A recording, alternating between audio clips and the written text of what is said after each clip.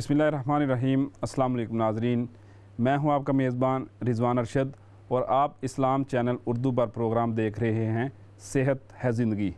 हमारा जो आज का सेगमेंट है वो है आस्क ए जीपी और आपको पता है कि हमारे इस प्रोग्राम का फॉर्मेट ये है कि आप जनरल प्रैक्टिस से रिलेटेड किसी भी किस्म का सवाल हमसे कर सकते हैं और हम आपको उस सवाल का जवाब देने की भरपूर कोशिश करेंगे। मेरे साथ हस्बे मामूल मौजूद हैं जनाब डॉक्टर इमरान गौहर साहब, जो कि आपके जो भी आपकी सेहत के हवाले से रिलेटेड क्वेश्चन है उसको आंसर करेंगे। मैं अभी डॉक्टर साहब पर जाने से पहले आपको बताता चलूँ कि हमारी टेलीविज़न स्क्रीन के ऊपर आप फ़ोन कॉल्स के बैनर देख सकते हैं। आप हमें बराह रास्त कॉल कर सकते हैं, आप हमारा सोशल मीडिया यूज़ कर सकते हैं कोई भी क्वेश्चन करने के लिए। आपको टेलीफोन नंबर्स आप टेलीविज़न स्क्रीन के ऊपर देख रहे हैं। आपको जनरल प्रैक्टिस से रिलेटेड किसी भी किस्म का सवाल पूछना हो तो आप डॉक्टर साहब से कर सकते हैं। डॉक्टर साहब, अभी जो हमारे पास क्वेरीज़ आई हैं ज़्यादातर जो हमारे सोशल मीडिया पर या वैसे टेलीफोन कॉल करके हमें जो पूछा गया है वो एक्चुअली है हे फीवर के हवाले से, क्योंकि अभी आपने देखा कि बहुत ज़्यादा गर्मी थी पिछले दिनों में, फिर ये मौसम तब्दील हो गया और अभी बारिशें भी हुई, मौसम थोड़ा सर्द हो गया। तो बहुत से ज़्यादा लोग जो है ना ये पूछ रहे हैं कि ये एक्चुअली है क्या और क्या ये सिर्फ मौसम की तब्दीली के साथ ही मुंसलिक है, ये आगे पीछे के मौसम में भी ये हो सकता है? Thank you.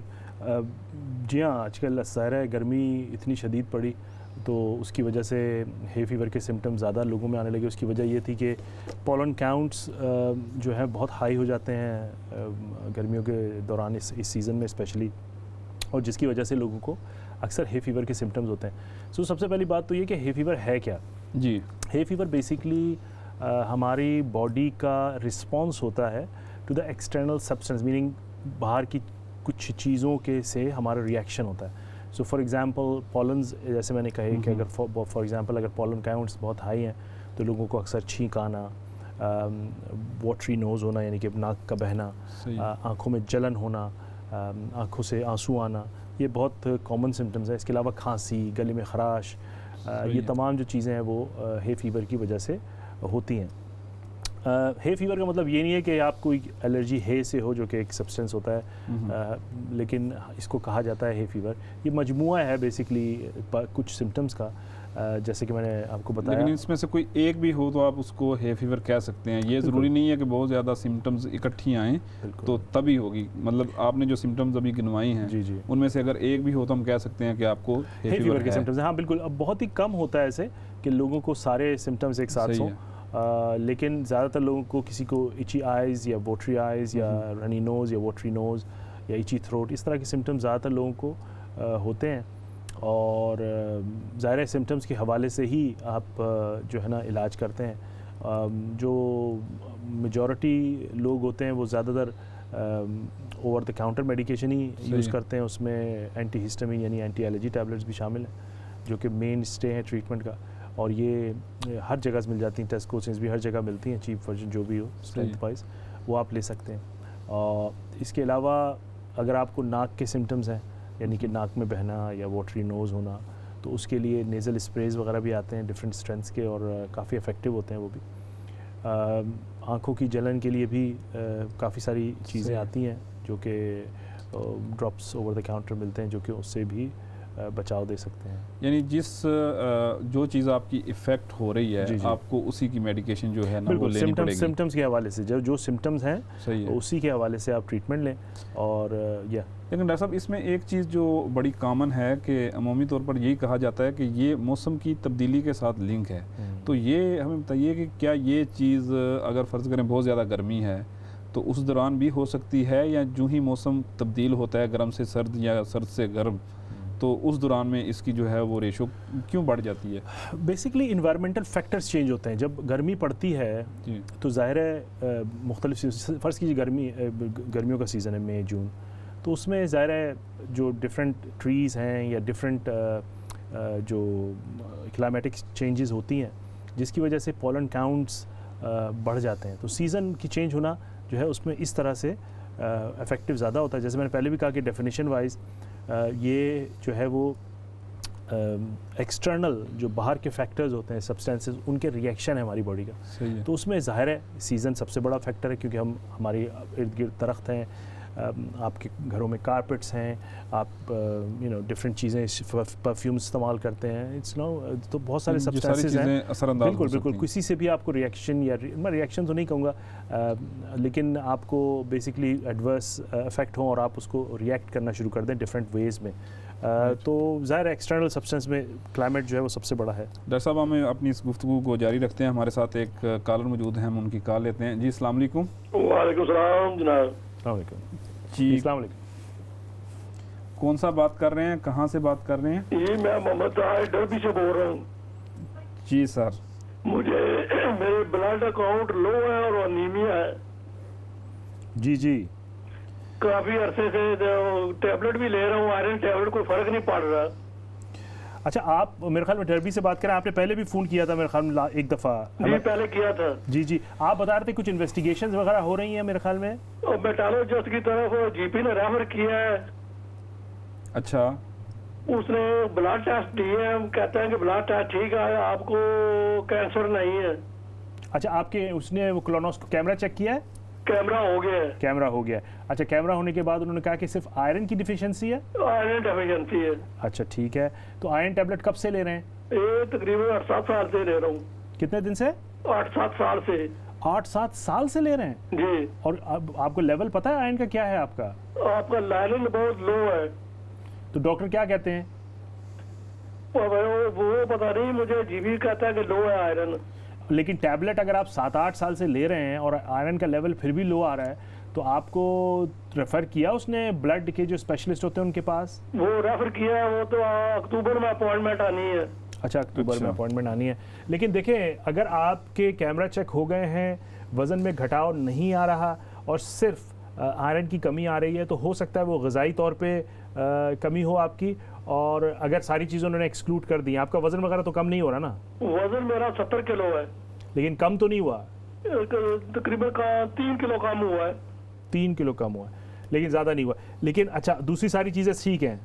जी बाकी ठीक है। हाँ, तो मेरे ख्याल में अगर आपका वज़न स्टेबल है, सारी इन्वेस्टिगेशन हो गई है, एक्सरे चेस्ट का हो गया है, कैमरा चेक हो गया है, तो फिर मेरे ख्याल में आपको इतनी फ़िक्र की बात नहीं होनी चाहिए। आपकी जो रेफरल डॉक्टर ने किया है वो उसको देखेंगे और हो सकता है कि आपको आयरन की बाज़ दफ़ा मतलब ट्रांसफ्यूजन भी करते हैं, आयरन देते हैं आपको इंटरवेनियसली एज वेल। बाज़ पेशेंट्स को तो हो सकता है वो आपको इन्फ्यूजन करें आयरन की, और उससे आपका लेवल बेहतर हो जाएगा और मॉनिटर फिर करेंगे और मज़ीद इसको वो फिर देखेंगे। तो अगर जो आपके जो मेन इश्यूज़ थे ना, वो तो मुझे लग रहा है वो एक्सक्लूड हो गए हैं, उनको उनकी इन्वेस्टिगेशन हो गई है, तो तसल्ली रखें और उसके जो ब्लड के स्पेशलिस्ट हैं उनसे देखें वो क्या कहते हैं, और हमें ज़रूर बताइएगा आके कि क्या उन्होंने बताया। ठीक है, thank you very much sir. Doctor साहब, अभी आप बात कर रहे थे कि मौसम की तब्दीली की वजह से हे फीवर की जो इफ़ेक्ट होती है, लेकिन अगर किसी फैमिली में एक फ़र्द को है तो क्या उसकी वजह से फैमिली के दूसरे लोगों को ये एलर्जी हो सकती है? बहुत अच्छा सवाल। तो कोई हार्ड एंड फास्ट रूल नहीं है, सही है, लेकिन ज़्यादातर जो इस तरह की सेंसिटिविटीज़ होती हैं वो फैमिली में रन करती हैं। सही है, लेकिन कोई हार्ड एंड फास्ट रूल नहीं है, ज़रूरी नहीं है। इम्कानात हैं, इम्कानात हाँ, लेकिन हम ये कह नहीं सकते कि लाजमी होगा। नहीं, बिल्कुल सही है। लेकिन अक्सर देखने में आया है कि अगर फैमिली में, तो उसकी वजह इसीलिए हम ज़रूर पूछते हैं। फ़र्ज़ कीजिए कोई बच्चा आया है, उसको इस तरह की, ज़ाहिर छोटे बच्चे पहली दफ़ा उनको अगर इस तरह की अलामात हो रही है तो माँ से हम ज़रूर पूछते हैं कि माँ या बाप को इस तरह की तकलीफ़ है। जब अगर वो बोलते हैं है तो ज़ाहिर हमारे लिए थोड़ी सी आसानी हो जाती है, सही है कि इसके सिम्टम्स भी वैसे हैं, फैमिली भी हिस्ट्री है, तो यकीनन ये उसी तरह यानी इसको हम इंटरलिंक कर सकते हैं इस बात के साथ कि क्या ये वरासती तौर पर भी मुंतकिल हो सकता है या नहीं हो सकता? हाँ, बिल्कुल हो सकता है, बिल्कुल हो सकता है, और बहुत ज़्यादा इसकी। अच्छा डॉक्टर साहब, इसमें दो चीज़ें मैं आपसे और पूछना चाहूँगा कि आम तौर पर हमारे यहाँ ज़रा देसी टोटकों का बड़ा रवाज है। जी। तो कहा जाता है जी कि शहद का जो है वो इस्तेमाल करें या लीमू का पानी गर्म करके इस्तेमाल करें तो ये बड़ा मुफीद साबित होगा। तो अगर किसी को हे फीवर की जो अलामात हैं जो आपने बताई हैं उस तरह की चीज़ें हों, तो क्या ये शहद या लीमू का जो पानी है इससे इसका इलाज मुमकिन है या फ़र्क पड़ सकता है? बिल्कुल सिम्टोमेटिक रिलीफ करता है ये शहद, और इससे अफाका होता है। ना सिर्फ शहद बल्कि नींबू का पानी भी आपने मेंशन किया, इसके अलावा ग्रीन टी है, जिंजर टी है, ये तमाम चीज़ें जो हैं ये भी जो अलामात हैं या सिम्टम्स हैं हे फीवर के उसमें फ़ायदा पहुंचाती हैं और इसकी शिद्दत को कमी करती हैं नेचुरल रेमेडीज़ में से। इसके अलावा बचाव के भी तरफ लोगों को देखना चाहिए। फ़र्ज़ करें कि अगर मेरे घर के पास कोई ट्रीज़ हैं ऐसी कि जिससे कि मुझे लगता है कि कोई सर्टन सीज़न में वो जो पॉलन्स निकलते हैं और उसकी वजह से मुझे छींकें, खांसी और ये सब आते हैं, तो कोशिश करें कि खिड़की को बंद रखने की ज़्यादा कोशिश करें। अगर उस तरफ गार्डन में हम जा रहे हैं तो मास्क पहने। आजकल तो वैसे भी हम मास्क का लोगों को बोल रहे हैं, तो मास्क पहने, उससे भी फ़र्क पड़ता है। अच्छा डॉक्टर साहब, एक और चीज़ इससे रिलेटेड मैं पूछता हूँ, जैसे आपने एक ट्री का जिक्र किया, दरख्त का, तो इसी तरह हम देखते हैं कि बहुत सारे ऐसे लोग हैं जो रेंटल प्रॉपर्टीज़ के अंदर रह रहे हैं और अपने घर की तरह लुक आफ्टर नहीं की जाती, या बहुत सारे लोग ऐसे हैं जो जिनके घर लंदन से बाहर हैं, मुख्तलिफ़ जगहों पर, अगर वो बड़े शहर में आ जाते हैं तो वो रेंट पे रह रहे हैं। तो यहाँ पर हम ये देखते हैं जो कारपेट है उसके अंदर डस्ट वगैरह काफ़ी वो जमा हो जाती है, या जो कर्टन्स वगैरह होते हैं उनकी भी लुक आफ्टर नहीं होती।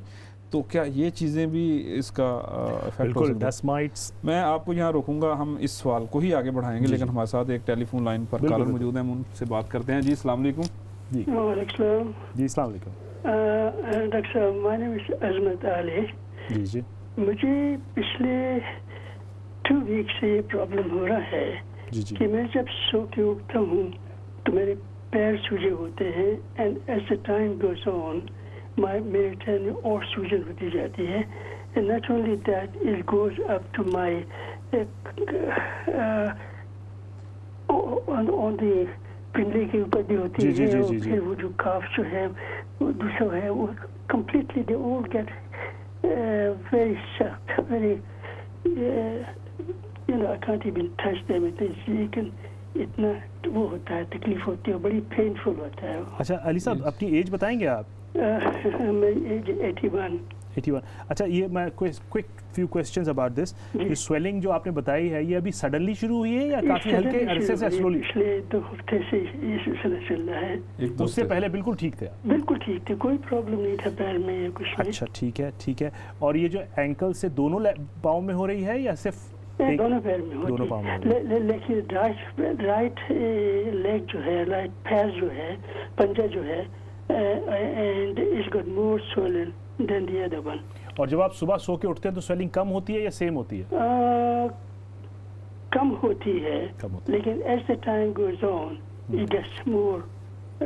सांस में तकलीफ तो नहीं है आपके? जी, सांस में? सॉरी, सांस में तकलीफ तो नहीं, शॉर्टनेस ऑफ ब्रेथ तो नहीं है? नहीं, उसमें कोई प्रॉब्लम नहीं। Not at all. आप स्टेयर्स पे जाते हैं, कोई शॉर्टनेस ऑफ ब्रेथ नहीं होती? जी नहीं, बिल्कुल नहीं होती। ठीक है, चेस्ट में पेन भी नहीं है? नहीं। ठीक है, मैं आपके पेन तो बहुत है, I can't touch it. No I am talking about chest, छाती में। जी। ओके, सही है जी। हम आपके सवाल का जवाब देने की कोशिश करते हैं। जी डॉक्टर साहब, इनका जो आंसर हम कर लेते हैं, फिर हम अपने सवाल की तरफ चले जाएंगे। अली साहब इज़ 81 ईयर्स ओल्ड, और इन्होंने बताया कि 2 हफ्ते से इनको स्वेलिंग है इन द लोअर लेग।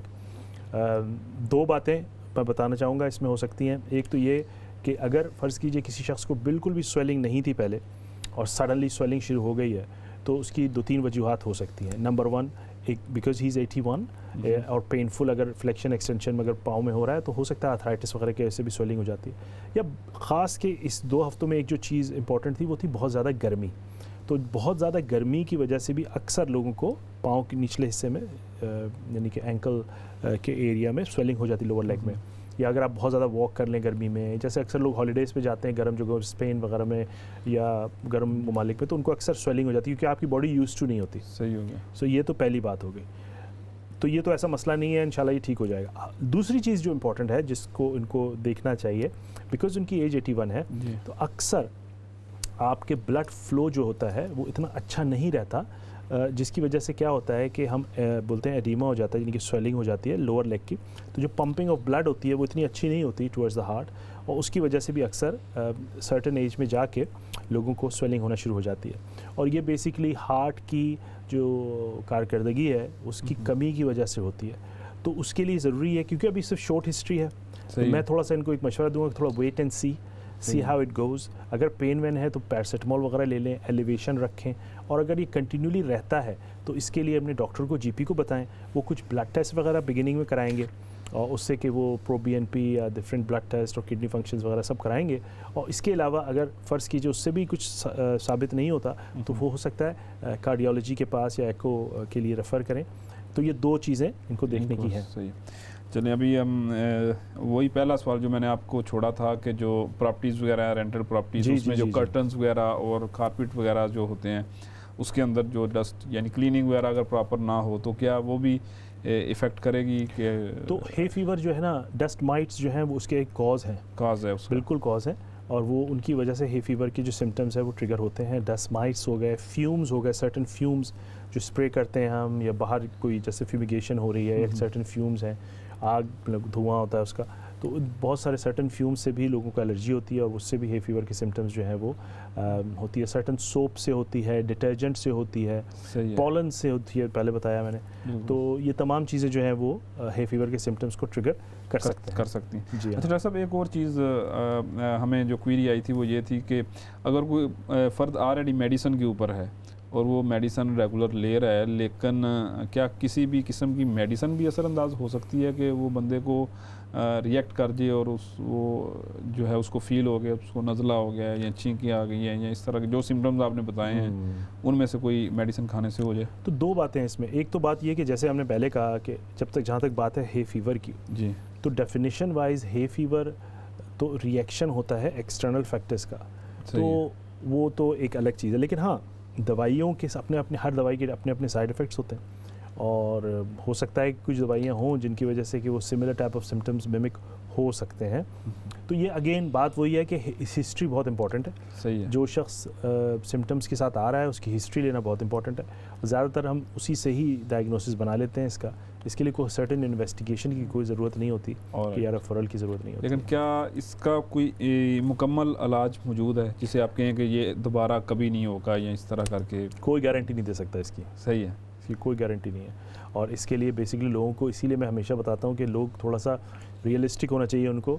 इसके बारे में अक्सर लोग आते हैं, वो एक्सपेक्ट करते हैं कि डॉक्टर या जीपी जो है हमें कोई वंडर ड्रग देगा और हे फीवर के सिम्टम्स चले जाएंगे। जैसे मैंने कहा, क्योंकि ये एक्सटर्नल फैक्टर्स बहुत ज़्यादा होते हैं और जब तक वो नहीं आप उससे अवॉइड करेंगे तो, और फिर जेनेटिक फैक्टर्स भी होते हैं, फैमिली वाइज जेनेटिक फैक्टर्स भी। डॉक्टर साहब हम दोबारा बात करते हैं, हमारे साथ एक कॉलर मौजूद हैं, उनसे बात करते हैं। जी अस्सलाम वालेकुम। जी वालेकुम सलाम डॉक्टर साहब। अस्सलाम वालेकुम। डॉक्टर साहब से बात करनी है। जी माशाल्लाह, आपका प्रोग्राम बहुत अच्छा है, बहुत फायदेमंद है। Thank you. जी डॉक्टर साहब, मैंने 2 सवाल पूछने हैं। अपना नाम एज बता दें फिर सवाल कर लें। अच्छा, मेरा नाम असमत है। जी। और क्या पूछना है? एज 69। ओके जी, आप सवाल कर लें आप। जी मेरी ना डॉक्टर साहब टांगें बहुत कमजोर है, वजन भी लूज होता जा रहा है, तो मसल बिल्कुल वीक है, चलने फिर बिल्कुल नहीं, चल फिरने में बहुत दुश्वारी होती है। तो ये मसल किस तरह बिल्ड किए जाते हैं, किस तरह से स्ट्रांग हो या टांगे थोड़ी मोटी हो जाएं, कोई मसला कुछ बता सकते हैं आप? ये तो पहला सवाल हो गया आपका। ये पहला सवाल। दूसरा सवाल ये है कि मैं लाइक इतना नहीं कि मुझे कोई लेके इधर उधर जाए, तो अभी तो बसों में सफर नहीं करती मैं, लेकिन कभी मजबूरी करना पड़ जाए तो इन हालात में मैं सफर कर सकती हूँ, बस यूज कर सकती हूँ, मास्क पहनकर, हैंड ये लगा के, जेल वगैरह हाथों को। ओके, आपके 2 सवाल हैं। सबसे पहले तो मैं आपकी जो आपने पूछा कि मैं वीक हो रही हूँ, थोड़ा सा स्ट्रेंथ करना है, तो उसके लिए आपने अपने डॉक्टर से बात की है? जी, वो उन्होंने मेरा ब्लड लिया ना, तो B12 बहुत कहते हैं डाउन हो गई है, तो उन्होंने 6 इंजेक्शन दिए हैं मुझे, तो अभी कहते हैं 3 महीने बाद फिर लगाएंगे और एक, या पता नहीं कितने लगाएंगे। तो फिर भाई वो कैमरे के लिए भेज रहे हैं कि कैमरा डालेंगे पेट में तो चेक करें क्यों वजन जा रहा है। बिल्कुल, अगर आपके देखें जो फर्स्ट इन्वेस्टिगेशन है, मैं अगर आपके एज के रिलेटेड बात कर रहा हूँ, अगर आपके बाउल्स यानी कि अगर बाथरूम वगैरह में कोई प्रॉब्लम नहीं है, खून नहीं आ रहा और वज़न घट रहा है कंपैरेटिवली, तो सबसे पहले तो ब्लड टेस्ट आपको कराना चाहिए कि ब्लड टेस्ट में क्या आ रहा है। इसके अलावा जो कैमरा चेक है बिल्कुल सही है, आपको अर्जेंट कैमरा चेक के लिए भेजना चाहिए और उसके रिज़ल्ट की रोशनी में प्लान करना चाहिए कि क्या हो रहा है। तो फ़र्ज़ कीजिए कि अगर B12 की वजह से वज़न नहीं कम होना चाहिए, पहली बात तो ये, B12 की वजह से हाँ थकावट हो सकती है, दूसरे सिम्टम्स आ सकते हैं, आयरन डिफिशिएंसी की वजह से दूसरे सिम्टम आ सकते हैं, लेकिन वज़न नहीं घटना चाहिए। सो आई थिंक अगर वज़न घटना आपको बिल्कुल आप कन्फर्म है कि वज़न डेफिनेटली घट रहा है मेरा और छोटे अरसे में यानी शॉर्ट पीरियड में हुआ है, तो definitely camera check is the next step to do. और उसके साथ साथ जो है वो B12 जो भी सामने आया है उसके आप इंजेक्शन लेते हैं, ज़ाहिर है ऑफ कोर्स टाइम लगेगा उसमें, लेकिन वो बेहतर हो जाएगा। आई थिंक रादर देन कि हम कोई ऐसी मेडिसिन की तरफ जाएं कि जिससे कि आपकी वज़न बढ़ाने की बात हो, सबसे पहले तो इन्वेस्टिगेट करके ये मेक श्योर करना चाहिए कि कोई सीरियस गड़बड़ नहीं है। अगर फ़र्ज़ कीजिए कोई सीरियस गड़बड़ नहीं है तो ज़ाहिर है आपके लिए ग़िज़ा या डाइटिशियन से आप मिल सकती हैं, वो आपको बता सकती है कि क्या खाना चाहिए, किस तरह आपको लाइफस्टाइल में चेंज ला के वज़न बढ़ाया जा सकता है। आपने मुझे पूछा कि दूसरा सवाल ये था कि आया कि मैं बाहर जा सकती हूँ कि नहीं। अगर आपको कोई शदीद बीमारी ऐसी नहीं है कि जिससे कि आप उस कैटेगरी में, हाई रिस्क की कैटेगरी में आती हैं और जस्ट सिर्फ अपनी एज की वजह से आप आती हैं, तो आप थोड़ी सी एहतियात करके बाहर अब निकल सकती हैं। लेकिन डेफिनेटली मैं एडवाइज़ नहीं करूँगा कि अननेसेसरी आप बसों में जाएं या ट्रैवल करें। आप अपने एहतियात करें, और ख़ास के जब तक आपकी इन्वेस्टिगेशन पूरी नहीं होती तो थोड़ा सा एहतियात कर लें, रिज़ल्ट देख लें कि क्या आता है। जितना मतलब बहुत ही ज़रूरी हो तो फिर ही जाएँ, बेहतर है। डॉक्टर साहब हमारे साथ एक और कॉलर मौजूद हैं टेलीफोन लाइन पर, हम उनसे भी बात करते हैं। जी अस्सलाम वालेकुम। जी अस्सलाम वालेकुम। जी आपको आवाज़ आ रही है? अभी शायद वो कॉल ड्रॉप होगी। अभी हमारे साथ टेलीफोन लाइन पर एक और हमें बताया गया कॉलर मौजूद हैं। जी अस्सलाम वालेकुम। अस्सलाम वालेकुम। वालेकुम सलाम। मैं क्वेश्चन करना चाहता हूँ। मेरी एज 76 है जी जी।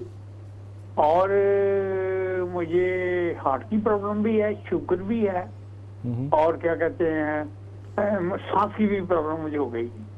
लेकिन अब सबसे ज्यादा प्रॉब्लम ये हुई है कि मुझे अब भूख लगनी बंद हो गई। क्या हो गई? मैंने लूज कर दिया ये और मेरा वजन 10 किलो कम हो गया। जी जी। ओके, ये कब से हुआ है? ये हुआ है ये कोई 6 महीने से। मुझे गार्डनिंग का बड़ा शौक था, मैं कुछ 6 घंटे गार्डनिंग करता था। ठीक है। तो जब मुझे सांस की प्रॉब्लम हुई है तो हार्ट का मेरा प्रोसीजर किया है, तो उन्होंने मुझे ज्यादा ऑक्सीजन के लिए बंद किया हुआ। तो उस वक्त के बाद मुझे भूख लगना बंद हो गई है और 10 किलो मेरा वजन कम हो गया। कितने दिन में 10 किलो वजन कम हुआ है? 6 महीने। और आप स्मोकर हैं? हाँ जी। स्मोक करते हैं आप? वॉक करता हूँ मैं। नहीं, स्मोकिंग, सिगरेट पीते हैं? नहीं, सिगरेट कभी नहीं पी। अच्छा, आपने बताया कि हार्ट का प्रॉब्लम है, शॉर्टनेस ऑफ ब्रेथ, और आपकी एपेटाइट यानी कि वजन भी घट गया और खाने में भी कमी आ गई। तो ब्लड टेस्ट वगैरह हुआ? हाँ, सारा हुआ है। सब नॉर्मल है? स्कैन भी हुआ है। वो नहीं, उन्होंने कहा मुझे एनीमिक हूँ मैं, और उसके लिए मेरा कुछ कर रहे हैं वो। क्या है? स्कैन वगैरह कह रहे हैं कि कैमरा चेक हुआ है आपका? कैमरा चेक भी हुआ है, मेरा स्कैन भी हुआ है, सीटी स्कैन भी हुआ है। अच्छा, सब नॉर्मल आया है उसमें? नॉर्मल तरफ भी रिजल्ट उसका नहीं आया। क्या बताया उन्होंने फिर?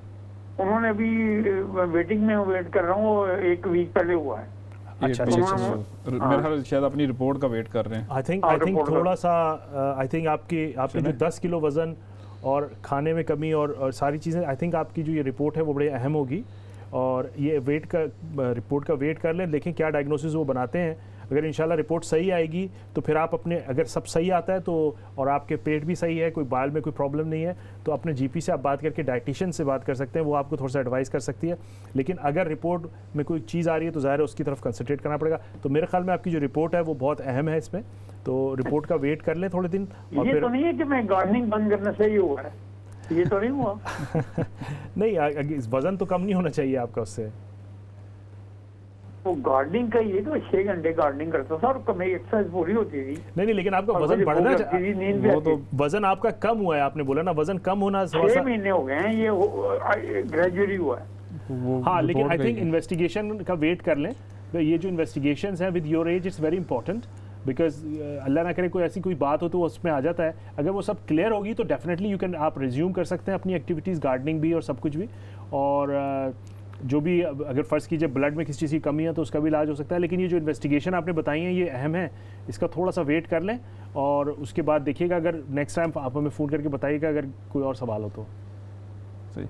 अच्छा डॉक्टर साहब, अभी आपने इनके सवालात के जवाब दिए। अभी हम बात कर रहे थे वही जेनेटिक इश्यूज़ का, है फीवर के हवाले से, तो वो हमारे पास ब्रेक पर जाने से पहले 1 मिनट है, तो उसके अंदर अगर आप कंक्लूड कर दें। देखें, फैमिली हिस्ट्री, जैसे हमने पहले बताया कि फैमिली हिस्ट्री इज़ इम्पोर्टेंट, और उसमें ज़ाहिर है अगर माँ या बाप को किसी को एक सिम्टम्स होते हैं तो हमारे लिए एक बहुत बड़ा क्लू होता है कि यार ये बच्चे भी अगर उसी सिम्टम्स के साथ आ रहा है तो बहुत ज़्यादा चांस ये है कि उसको भी जेनेटिकली हो।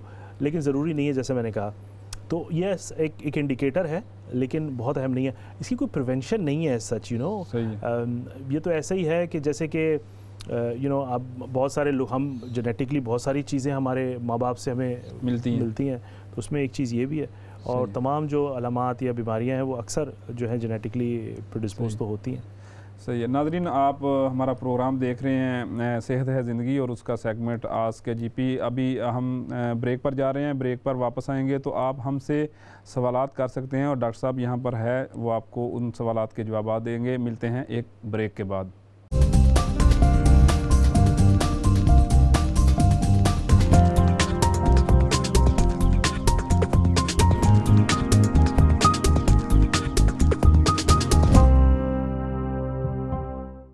ब्रेक के बाद नाज़रीन मैं दोबारा आपको प्रोग्राम में खुशामदीद कहता हूँ। आज के हम प्रोग्राम में डिस्कस कर रहे थे हे फीवर, लेकिन मैं आपको बताता चलूँ कि हमारे इस प्रोग्राम का जो फार्मेट है वो बड़ा सादा सा फार्मेट है। आप सेहत के अमूर के हवाले से आपको कोई भी मसला दरपेश हो, जनरल प्रैक्टिस से रिलेटेड किसी भी किस्म का क्वेश्चन हो, तो आप हमारे इस प्रोग्राम में हमें कर सकते हैं और हमारे जो डॉक्टर साहब हैं वो आपको उस सवाल का जवाब देंगे। तो ब्रेक पर जाने से पहले डॉक्टर साहब, हम हे फीवर के हवाले से बात कर रहे थे, लेकिन उसमें एक चीज़ आप हमारे व्यूअर्स को बताना पसंद करेंगे कि अगर आपको इन अलामात का पता चल जाता है और आपको पता चल जाता है कि आपको हे फीवर है, तो इसका क्या इलाज है या किस तरह से हम इसको डायग्नोज कर सकते हैं? तो देखिए, डायग्नोसिस तो हिस्ट्री पे, जैसे मैंने बताया, कोई ख़ास इन्वेस्टिगेशन तो है नहीं। इसका डायग्नोसिस जो है वो हिस्ट्री पे ही ज़्यादातर होता है और हिस्ट्री लेके ही जो जीपीज़ है 90% जो होते हैं वो लोग बताते हैं कि देखें ये हे फीवर के सिम्टम्स हैं, और मेजॉरिटी ऑफ द टाइम 70-80% तो आप ओवर द काउंटर मेडिकेशन से ही इसका इलाज हो सकता है। जैसे मैंने कहा, इलाज तो खैर है नहीं, इसकी आप थोड़ा सा सिम्टम रिलीफ ही करते हैं। और जो दूसरे फैक्टर्स हैं या जो कि एग्रीवेटिंग फैक्टर्स, जैसे आपने डस्ट माइट का बड़ा अच्छा मेंशन किया था, बहुत सारे फैक्टर्स हैं लिस्ट में, फ्यूम्स, डस्ट माइट्स, दरख्त, पॉलन्स, फ्यूम्स, स्प्रेज जो आप यूज़ करते हैं, कारपेट्स हो गई, कपड़े, detergents, soap, all those things can be a triggering factor. So उन सबको देखने की ज़रूरत है, 360 अप्रोच की ज़रूरत है। अक्सर लोग दवाई करते हैं। मैं उनको हमेशा एक बात समझ, थोड़ा सब्र करके चारों तरफ देखें। सिर्फ दवाई हर चीज़ का हल नहीं होता, और इसका बी रियलिस्टिक एज वेल। लोगों की अनरियलिस्टिक एक्सपेक्टेशन होती है कि डॉक्टर साहब मुझे कोई दवाई देंगे और बिल्कुल मेरी जान छूट जाएगी इससे। तो आई थिंक लोग उसके, जो आपका कहने का मतलब ये है कि उसके साथ जो इन्वायरमेंट है उसको भी वो देखें, कोई ज़रूरी नहीं है कि सिर्फ एक मेडिसिन लेके ही उसका उसके बारे में थोड़ा पढ़ें भी, अपना नॉलेज बेहतर करें और फिर थोड़ा सा इसके बारे में, क्योंकि ये ज़िंदगी भर रह जाती है। तो इसमें अगर आपको नॉलेज नहीं है, आप इतनी, हमारे साथ प्रॉब्लम ये है, हमारे खास की कम्युनिटी में ये है कि लोग अब हर चीज़ का मैजिक के क्योर तलाश करते हैं कि फौरी तौर पे जो है ना रिलीफ मिल जाए, बस। तो मैं हमेशा एक चीज़ कहता हूँ कि जैसे कि कोई बीमारी डायग्नोज होती है या कोई प्रॉब्लम आपके सामने, तो उसके बारे में थोड़ा सा अपना नॉलेज लें। नॉलेज जरा बैलेंस नॉलेज। NHS में बहुत अच्छी वेबसाइट है हमारी, NHS चॉइसेस की, बड़ी बैलेंस इन्फॉर्मेशन है उसमें जाके पढ़ लें। उसमें डिफरेंट ज़ुबानों में तर्जुमे भी हैं, तो वो भी आप कर सकते हैं। लेकिन they are pretty balance information. पढ़ें, थोड़ा सा अपना नॉलेज बढ़ाएं उस प्रॉब्लम के बारे में, उससे भी काफ़ी फ़ायदा होता है। नाज़रीन, मैं आपको यहाँ पर बताता चलूँ कि आपको कोई भी क्वेश्चन पूछना हो तो आप हमारी ये टेलीविज़न स्क्रीन के ऊपर जो टेलीफोन नंबर्स आते हैं, आप वहाँ पर कॉल कर सकते हैं। आप हमारे सोशल मीडिया के जो पेजेस हैं उसके ऊपर भी अपनी क्वेरी छोड़ सकते हैं। डॉक्टर साहब, हमारे साथ एक कॉलर मौजूद हैं, हम उनसे बात करते हैं और उनसे पूछते हैं कि उनको क्या मसला दरपेश है। जी, अस्सलाम वालेकुम। अस्सलाम वालेकुम जी। वालेकुम अस्सलाम। मेरे घर वालों की कोई प्रॉब्लम है, वो मैं बताना चाहता हूँ डॉक्टर साहब। जी बोलिए। तो ये 60 के लगभग है। जी ठीक है। तो तकलीफ तो इसको काफी अरसे से है, टैबलेट खाती है 2-3 किस्म के, ब्लड प्रेशर का, शुगर का और कोलेस्ट्रॉल का। तो वो दवाइयाँ तो चालू हैं, गोलियाँ खाती हैं, पर ये जो टाइम जा रहा है तकरीबन 6 महीने से मुँह में ताकत रही है बिल्कुल। तो कंप्लेन कर रही हूँ कि मुझे तकलीफ है, मुझे ताकत रही है। तो फिर डॉक्टर को बोला तो उन्होंने अस्पताल होम के लिए भेजा। तो अभी वो उसका रिजल्ट आया तो बोलते हैं कि वो अपनी वो ताकत की गोली है जो प्राइवेट ले लो केमिस्ट से, तो वो खाओ। बस अगर कोई आपके हिसाब में आए तो बताएं प्लीज। क्या तकलीफ क्या थी उनको? आप फिर से बोलेंगे, मुझे आवाज़ सही नहीं आई आपकी। तकलीफ उनको सिर्फ जैसे कमजोरी होती है ना बहुत। जी। तो उनका क्या टेस्ट हुआ? मतलब जीपी ने टेस्ट कराया या हॉस्पिटल? जीपी ने टेस्ट कराया है कि ताकत की टैबलेट जो है वो खाओ। अच्छा, वजन वगैरह तो नहीं घटा है उनका? जी वजन नहीं घटा, उनको सिर्फ वीकनेस है। जी अच्छा ठीक है, ये तो दवाई सवाल नोट कर लें। जी जी हमारे ठीक है ठीक है, मैं आपको बताता हूँ जी। डॉक्टर साहब हमारे साथ एक और कॉलर मौजूद हैं, हम उनका भी जी। जो है ना क्वेश्चन ले लेते हैं, फिर जी, इकट्ठे जी, आप जी, इसका जी। आंसर कर दीजिएगा। जी अस्सलाम वालेकुम। वालेकुम सलाम वरहमतुल्लाहि वबरकातुहू। जी सवाल करें, नाम बताएं, एज एंड क्वेश्चन। जी मेरे को वो मतलब पाँव वो स्वोलन हो जाता है जी। रमजान के ईद के बाद से।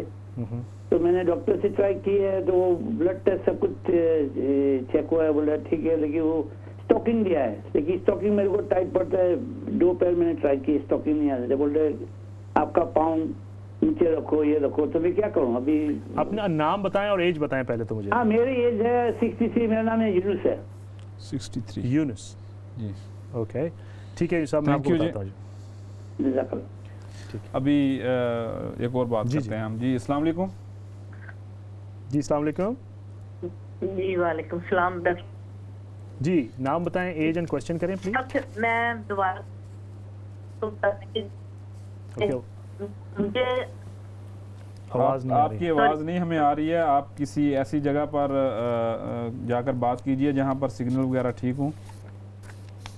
सही है डॉक्टर साहब, अभी हम उनको दोबारा ले लेंगे। आपके पास अभी 2 क्वेश्चन आ जी, गए जी। हैं, आप उनको आंसर कर दीजिए प्लीज़। एक साहब थे जिन्होंने मेरे ख्याल नाम नहीं बताया, I think 60 years old female, जिनके बारे में उन्होंने पूछा कि उनको वीकनेस बहुत हो रही है और वज़न नहीं घट रहा, और डॉक्टर ने ब्लड टेस्ट कराया, उसमें किसी चीज़ की कमी आई थी। उन्होंने नहीं बताया कि किस चीज़ की कमी आई थी, ताकत की गोली दे तो दी बस। उसने ताकत की गोली दी। अब मैं उसको एज्यूम ये करूँगा कि किसी चीज़ की कमी होगी, फॉर एग्जांपल विटामिन बी की, विटामिन B12 की, आयरन की, या जिस चीज़ की भी। और जो डॉक्टर है ज़ाहिर है उसने अब उसकी गोली दी है, तो उसके रिज़ल्ट का वेट करना पड़ेगा उनको। Right. तो मेरा मशवरा ये होगा कि उस टेस्ट के रिज़ल्ट, उसकी दवाई लेने का वेट करें। फॉर एग्जांपल अगर B12 वगैरह की कमी है तो उसको कोर्स होता है पूरा, वो कोर्स करें और उसके बाद वेट करें और फिर देखें। वज़न नहीं घट रहा और कोई सिम्टम्स नहीं है, ब्लड टेस्ट हो गया है, कोई रेड फ्लैग्स नहीं है, तो I think that would be fine and wait and see what happen. Yunus sahab जो 63 इयर्स ओल्ड थे, लास्ट कॉलर, जी। उन्होंने भी वही सवाल किया है जो हमसे आई थिंक पाँव की पहले भी हुआ swelling था, वगैरह अली वाला। साहब ने किया था पाँव जी। की स्वेलिंग का। ना ही 63 पाँव की स्वेलिंग का वही फिर मैं उनको आऊँगा कि उन्होंने बताया नहीं कि कब से हो रही है स्वेलिंग, लेकिन अगर स्वेलिंग सडन है, यानी कि कुछ अरसे में ही हुई है और गर्मियों का सीज़न था अभी, तो ज़ाहिर हो सकता है उसकी वजह से सडनली हो गई हो। अगर ग्रेजुअली लंबे अरसे से हो रही है तो उसके लिए इन्वेस्टिगेशन कराने की ज़रूरत है। उसमें ब्लड टेस्ट स्टार्ट होता है, अपना kidney function, full blood count, UNEs और प्रो BNP एक टेस्ट आता है हार्ट के लिए, वो करा लें टू बी स्टार्ट विद, और उसकी रोशनी में अपने डॉक्टर से बात करें। हो सकता है आपको मज़ीद इन्वेस्टिगेशन की ज़रूरत पड़े, मे बी हार्ट की एकोकार्डियोग्राम वगैरह की भी। हम अपने अगले कॉलर की तरफ जाते हैं, जी। उनसे भी बात करते हैं। जी अस्सलाम वालेकुम। वालेकुम सलाम। बेटा डॉक्टर साहब से बात कर सकती हूँ? जी जी मैं जी सुन रहा आपको हूँ, नाम सुन रहे बताएं। हैं। वो मैं दूसरी दफा कॉल कर रही हूँ, वही नाम है, नस्मत नाम है। जी जी अच्छा। और जी तो वो मैंने ये आप डॉक्टर साहब को बताना है कि मैं हाई रिस्क की हूँ, तब आस्मा भी है, शुगर भी है, ब्लड प्रेशर वगैरह की चीजें हैं। तो मैंने ये बताना है कि मुझे यूरिन इन्फेक्शन बहुत ज्यादा होता है। जी, तो जी। मुझे फील होता है कि जैसे यूरिन इन्फेक्शन से मेरा वजन लूज होता है, और 2 टीके भी लगवाए थे मैंने घुटनों में। तो उसके जब से लॉकडाउन है ना, उस दौरान में ये सारा वजन 1 स्टोन लूज हो गया, मार्च से लेके 3 हफ्ते 4 हफ्ते पहले तक। तो अभी तो डॉक्टर के पास नहीं गई मैं। अभी तक आप नहीं गई हैं? नहीं बुलाया था डॉक्टर ने, ब्लड टेस्ट लिया, वजन भी किया, बहुत थोड़ा 1 स्टोन लेस हो गया। तभी फिर उन्होंने कैमरा टेस्ट के लिया, मुझे अपॉइंटमेंट आ गई है, 27 अगस्त को जाना है। तो बस परेशानी है कि बिल्कुल टांगें बहुत वीक हैं, बहुत पतली हो गई हैं, बिल्कुल मसल नहीं है।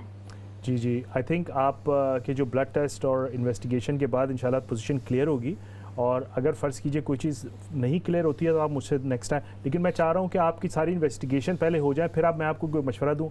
बगैर पूरी इन्वेस्टिगेशन के कोई बात बोलना असल में बैलेंस नहीं होता, सही नहीं होता। चलो ठीक है ना ठीक है ना? डॉक्टर, वैसे मैं 27 अगस्त को जाऊंगी। ब्लड टेस्ट नहीं लिया उन्होंने, वो पहले ही लिया था जिसमें B12 डाउन हुई थी, लेकिन वजन का उसमें कुछ नहीं उन्होंने बोला। तो बाद में डॉक्टर को बताया तो उसने बुलाया, वजन किया, और बड़ी परेशानी उसे, कहती मैं मतलब कहीं कोई कुछ ऐसी प्रॉब्लम ना हो तो कैमरे के लिए भेज रही है ना वो? हाँ कैमरे के लिए भेज रही है वो। चले अल्लाह खैर करेगा इंशाल्लाह। मुझे आप फिर बताइएगा क्या हुआ, तो इंशाल्लाह उन्हें सब ठीक आएगा तो then I can advise you some. मेरा ब्लड टेस्ट भी ले लें। हाँ बिल्कुल, अगर आपका ब्लड टेस्ट ज़्यादा देर हो गई है तो उसे करवा लें। बस वही करवाया था, B12 जब डाउन थी। अच्छा, रिसेंटली अगर 1 महीने के अंदर हुआ है तो कोई मसला नहीं है, सिर्फ अपनी इन्वेस्टिगेशन। 2 महीने हो गए हैं। हाँ, तो मेरे ख्याल में इन्वेस्टिगेशन का वेट कर लें फिर, और उसके बाद फिर बताइएगा, ठीक है? सही हो गया डॉक्टर साहब। अच्छा डॉक्टर साहब, आपने इनके जो सवालात हैं तीनों हमारे जो लोग थे उनको आंसर कर दिया। मेरे पास एक क्वेश्चन आया था हमारे सोशल मीडिया प्लेटफॉर्म के ऊपर कि एक साहब हैं, he is just 29 years old, तो वो उन्होंने शावर लिया है, बाहर कहीं काम पर गए थे, बाइक पर वो आए, शावर लिया, तो उन्हें जिस्म में शदीद तकलीफ़ हुई है और वो जो है खड़े हो सकते हैं, बैठे हैं तो उनको दर्द होता है, तकलीफ़ होता है, तो ये क्या चीज़ हो सकती है या इससे कैसे वो बने? मज़ीद हिस्ट्री लेने की ज़रूरत होगी। एज, एक तो मुझे उनकी एज पता है आपको? 29 ईयर्स ऑफ एज। और अगर क्या कंसिस्टेंटली अब उनको जब से उससे तकरीबन कोई ऐसे होता है कि वो वाक, जो उन्होंने लिखा हुआ था कि वाक वगैरह कर लेते हैं थोड़ा बहुत, लेकिन लेटते हुए या बैठते हुए उन्हें तकलीफ़ होती है, खड़े वो रह लेते हैं। शायद कोई ये जो मसल्स वगैरह का तो नहीं इशू हो सकता। अगर देखिए शॉर्ट हिस्ट्री है, अगर कुछ दिन हुए, चंद दिन हुए, तो इतनी परेशानी की बात नहीं है, सिर्फ पैरासीटामोल वगैरह ले लें और देखें कैसा होता है। अगर कंसिस्टेंटली कमज़ोरी बढ़ती जा रही है, दर्द बढ़ता जा रहा है, और अगर फ़र्ज़ कीजिए जोड़ों में स्वेलिंग वगैरह भी साथ में हो रही है, तो उनको अपने डॉक्टर से रुजू करना चाहिए और अपना स्टार्ट विद ब्लड टेस्ट करा लें। उसमें वो जॉइंट के लिए, आर्थराइटिस के लिए CRP वगैरह ब्लड टेस्ट वगैरह में पता कर लेंगे और उससे कुछ अंदाज़ा हो जाएगा।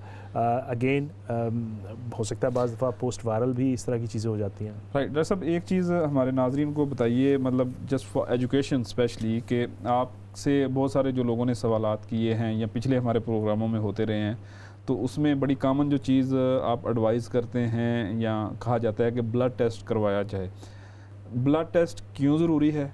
आप क्यों, हम जो बहुत सारे लोगों को ये मशवरा देते हैं कि ब्लड टेस्ट करवाएं, उससे क्या चीज़ अखज़ की जाती है कि जिससे पेशेंट जो है उसकी जो, और दूसरा क्या ये है कि जो हमारे ये जो पेशेंट्स होते हैं वो भी, और जो सर्जरीज़ वगैरह होती हैं, क्या ये इजीली मान जाते हैं कि जी ब्लड टेस्ट जो है ना इनका किया जाए? बहुत अच्छा सवाल किया आपने। मैं आज के ही जो हमारे कॉलर्स थे उनके सवालात की मिसाल की रोशनी में आपको जवाब दूंगा।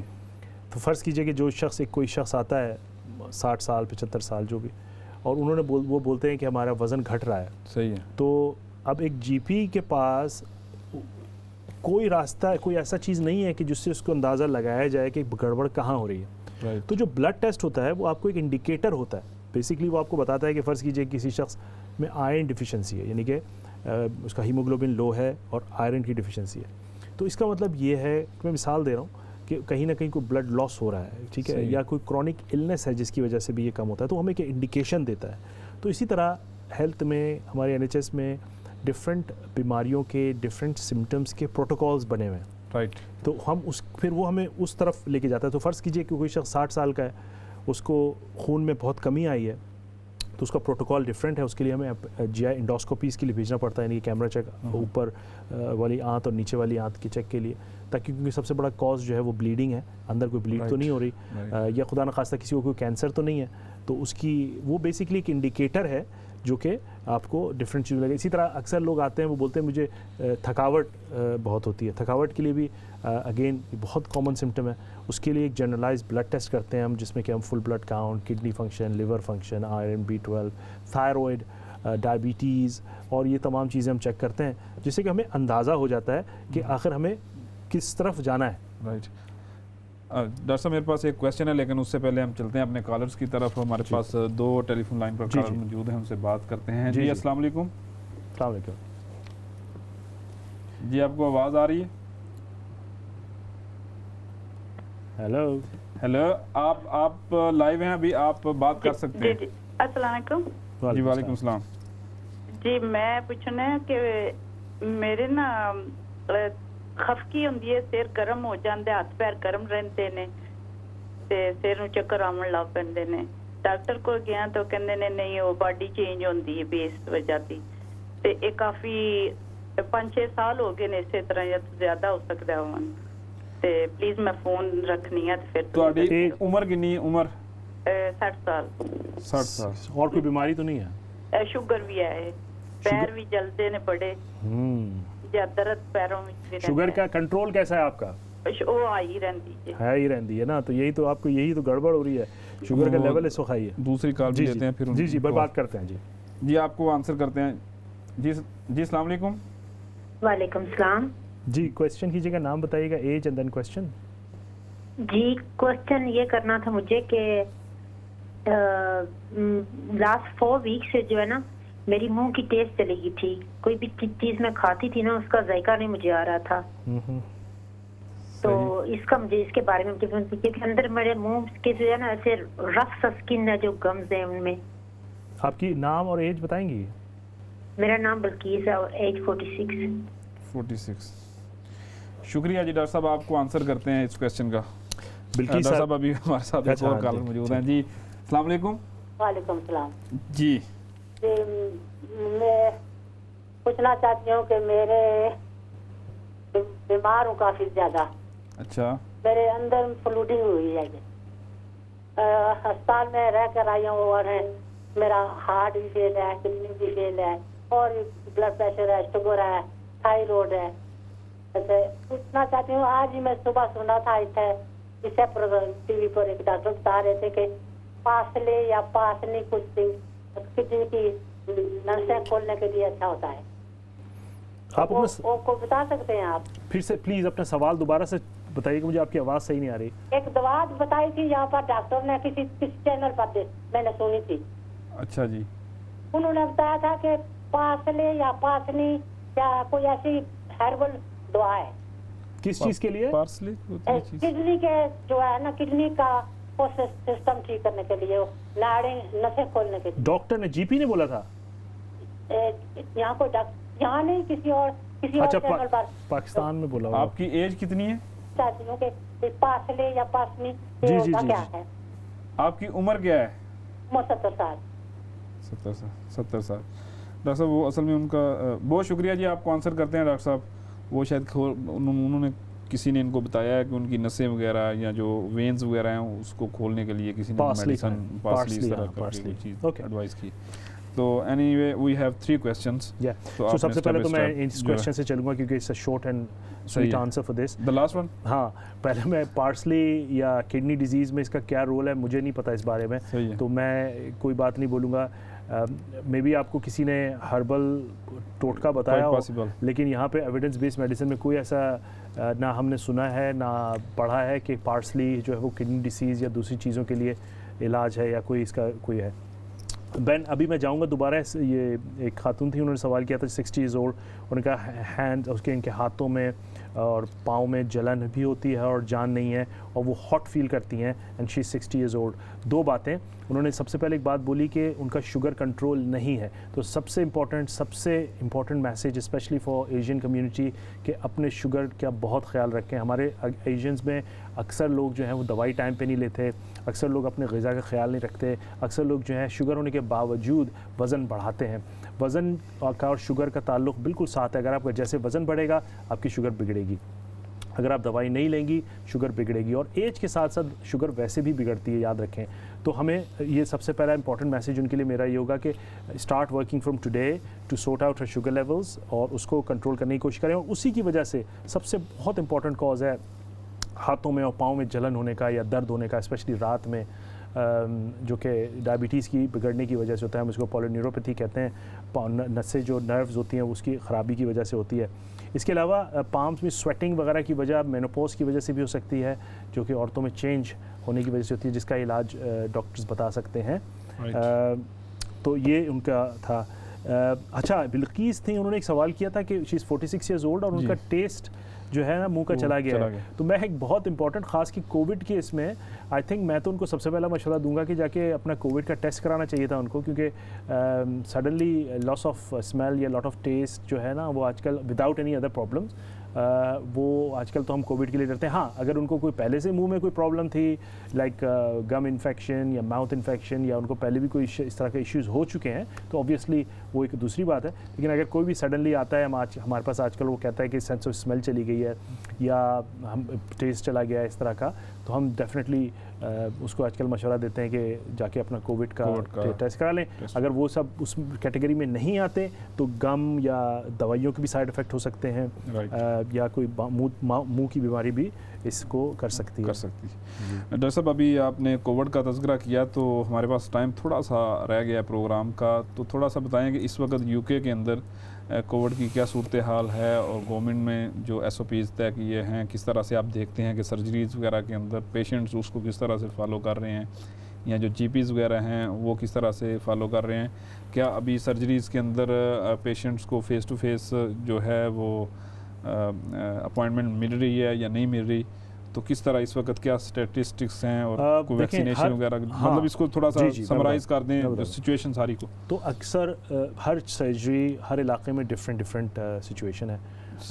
डोंट फॉरगेट कि बहुत सारी सर्जरीज़ भी इससे अफेक्ट हुई हैं। बहुत सारे GPs या सर्जरीज़ को मैं जानता हूं जिनके अपने डॉक्टर्स जो हैं वो बीमार हैं, या उनकी एज इतनी है, या उनकी दूसरी बीमारियां हैं जिसकी वजह से वो परेशान हैं। एनीवे डॉक्टर लॉस भी हुए हैं, लाइफ लॉस भी हुए हैं, जो तो स्लोली हम रिज्यूम कर रहे हैं। वैक्सीनेशन तो डेफिनेटली हो रही हैं, शुरू से हो रही हैं, क्योंकि लेकिन SOPs फॉलो करने के साथ साथ होती हैं, मीनिंग के पेशेंट्स जो हैं वो मास्क पहन के आएँ, मेक श्योर कि वो कोविड जो साइन एंड सिम्टम्स उनको नहीं रहे हैं, उनको ट्रियाज करते हैं। बेसिकली उनको कॉल करके पूछा जाता है, अगर वो सेफ़ फील करते हैं तो हम उनको बुक कर लेते हैं। इसके अलावा आहिस्ते आहिस्ते जो पेशेंट्स हैं जिनको देखना बहुत ज़रूरी है उनको हम अलाउ कर रहे हैं, लेकिन फ़ोन पे ट्रियाज के बाद। और उसमें भी आजकल कोशिश ये है कि ज़्यादा से ज़्यादा जो चीज़ें हैं वो वीडियो कॉल के ज़रिए या फ़ोन कॉल के ज़रिए हल हो सकती है, उनको किया जाए।